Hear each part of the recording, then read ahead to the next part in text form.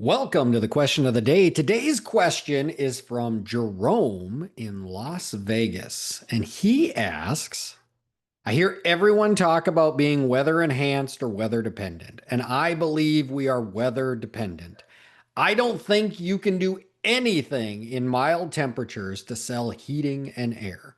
Our business is slave to the weather. How are other companies achieving weather enhanced? He's got quotation marks around weather enhanced. Great question, Jerome. Um, are there mild temperatures in Las Vegas? I didn't know that Las Vegas had those, but I'm going to push back. Okay, regardless of where you're at in the country, I'm going to push back and I'm going to challenge you on this. You could just throw your hands up and say, I can't do it. It can't be done. I give up. But let me ask you this. Is it that you can't do it, or is it that it's hard? Is it that you can't do it, or is it that it's hard? Really, what we're talking about here is the difference between good and great.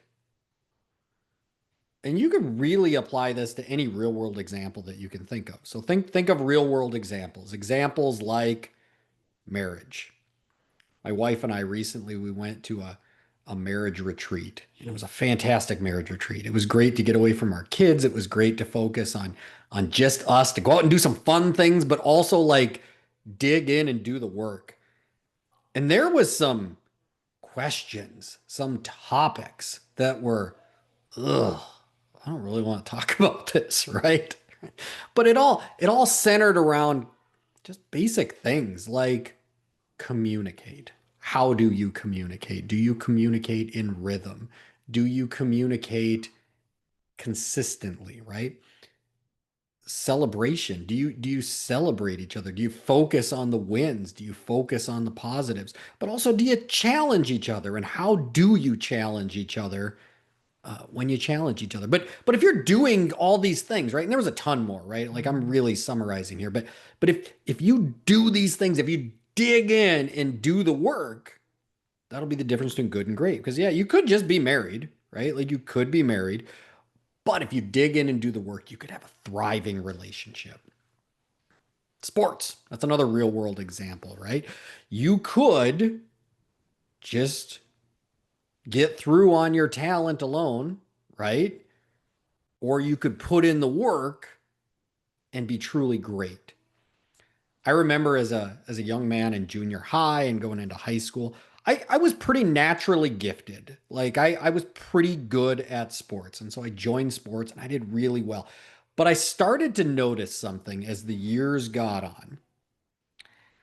I was like in junior high, I was the best, right? There was like the 400-meter dash and track, like I smoked everybody, right? And going on into freshman year, same thing.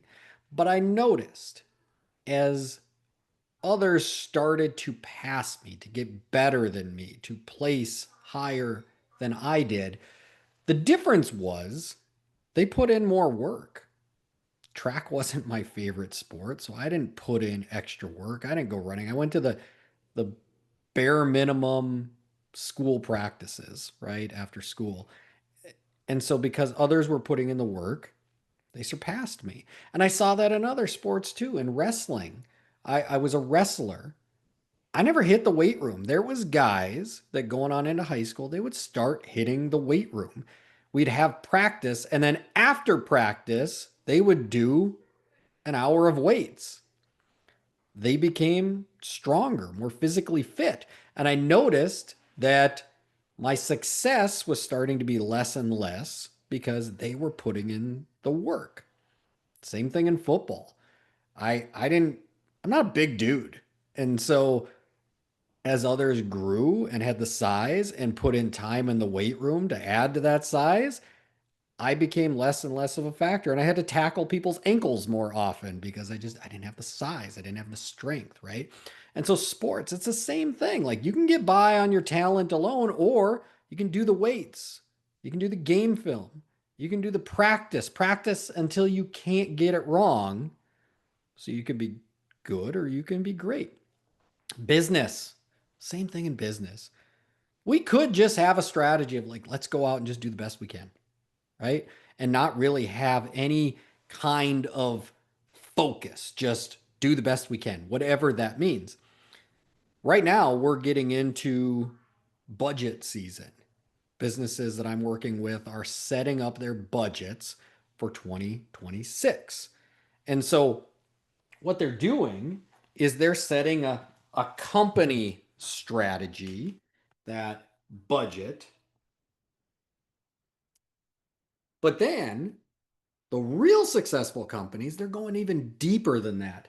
Out of that budget, they're coming up with a sales plan. So, a sales specific piece of that budget. And out of that sales plan, the sales leader has a team goal. And within those team goals, there's individuals, there's sales people. And so there's individual goals.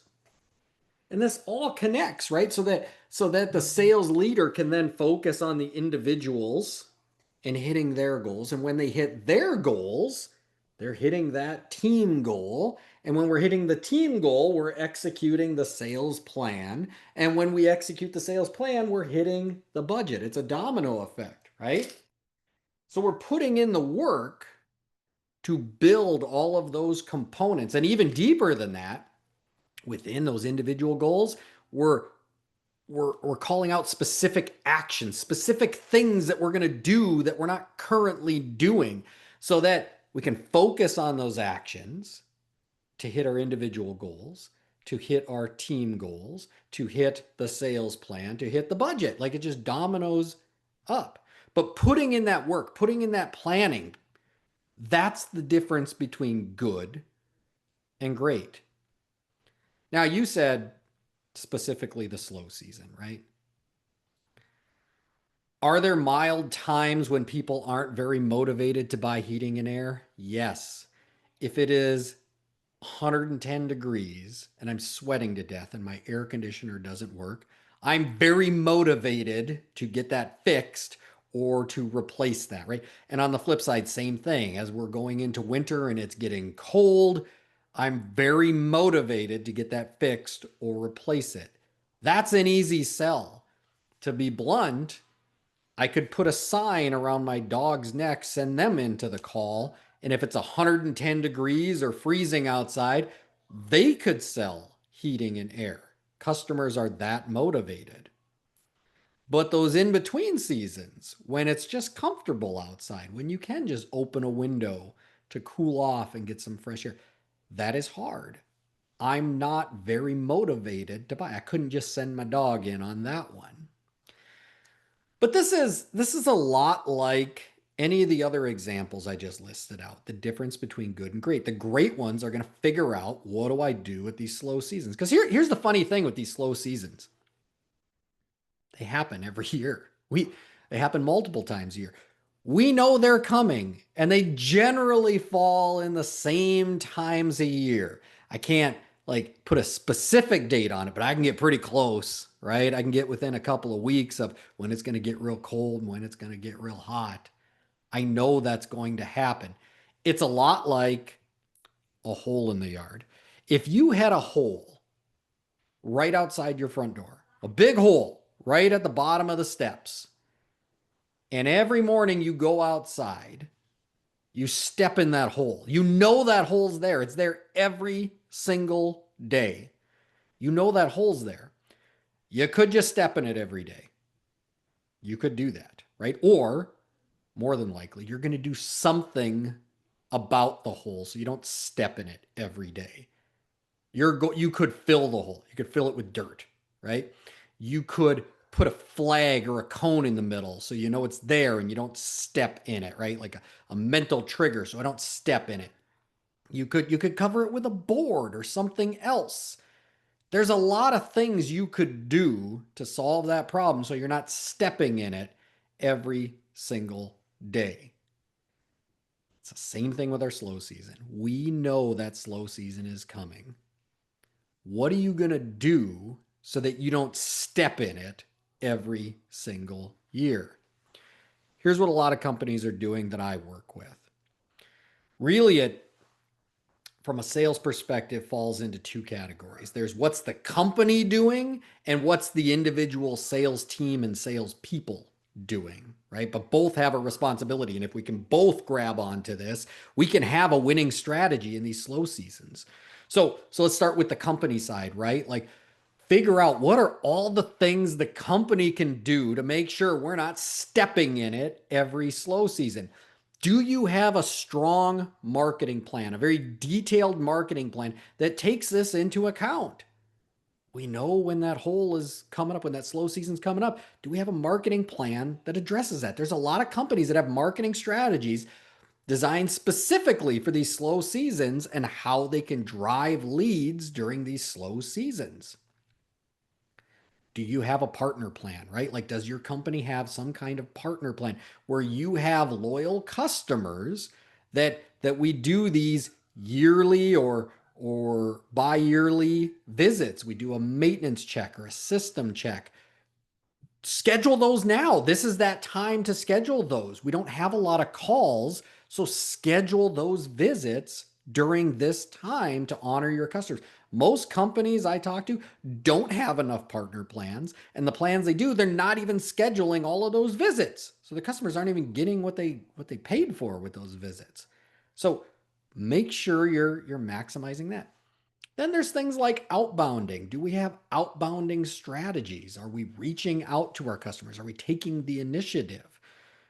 Separate from outbounding, follow up. Customers we've worked with in the past that maybe said no in the moment, but haven't solved their issue yet. Are we following up with those customers to see if we can move any of them forward?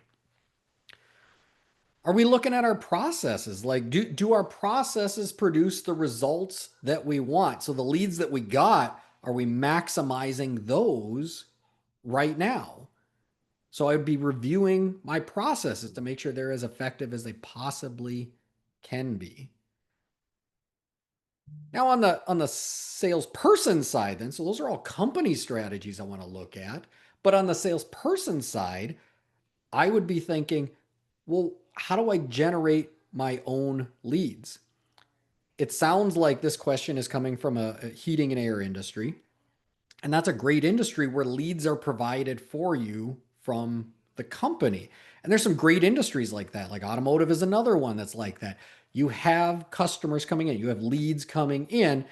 How wonderful is that? But there is a lot of sales industries where you don't have the leads just coming in. You aren't provided the leads. You have to go out and find your own leads. This is where we can execute that same strategy, where we can flex those same muscles. How do we go generate our own leads? So there's self-generation strategies, and really there's two kinds of strategies. There's the ones that produce immediate results, and then there's the long-term slow burn ones. And so we can sit down as a company and figure out, okay, what are those immediate actions? Salespeople, you're not running sales calls right now anyways, because you don't have calls. It's a slow season, right? So what can we go and do to be driving fast results here, to be driving some leads and some sales out of that right now? This is going to be the difference between good and great. But also, are we throughout the year doing the long-term things, the slow burn actions that are going to create relationships and connections so that when I need it, I can call on that to fill in this slow season, right? So there's self-generation strategies from the salespeople. So we have a ton of different company strategies. How do we fill the slow season, fill that hole in the yard? But then the salesperson as well. What can they be doing to generate their own leads? When these two things come together, that's what fills the slow season. That's what fills the hole in the yard. That's the difference between good and great. So don't just step in the hole in the yard. You know it's there every single year. But really, you have to be the one that wants to do it. I can't do this for you, right? Like there's no silver bullet here. Just judging on the question, never chatted with this person that submitted the question, but it seems that the attitude may seem a bit complacent, kind of the waving the hands in the air of like, you can't do this. But I assure you, it can be done. I work with tons of companies, tons of sales teams, tons of salespeople that are doing this every single slow season. You just have to be willing to put in the work. Or, yes, you will step in it every single year. If you have a question, reach out to me either on social media or email. Both will be listed below in the show description, and let's get that question answered. Or if you are a Nexstar member, let's get a call scheduled with me and we can address this one-on-one. We can get very specific into your own situation. I'm Coach Chris. We'll see you tomorrow.